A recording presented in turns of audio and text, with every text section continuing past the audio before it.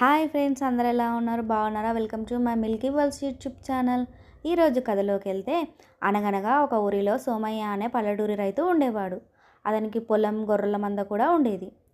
అయితే ఒకరోజు కూలీలతో మందని తోలుకొని వెళ్తూ తన కొడుకు రంగణ్ణి కూడా పొలానికి తీసుకొని వెళ్ళాడు. మందకి కొడుకుని కాపలా ఉండమని చెప్పాడు. సరే అన్నాడు రంగడు.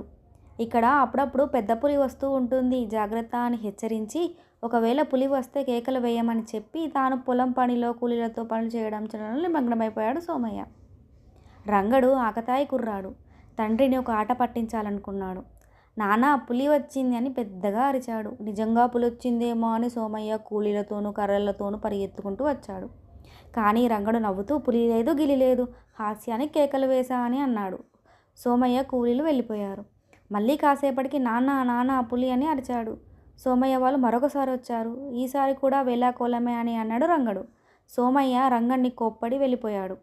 మరికొద్దిసేపటికి పులి నిజంగానే వచ్చింది. ఈసారి మళ్ళీ నానా నానా పులి అని గట్టిగా అరిచాడు.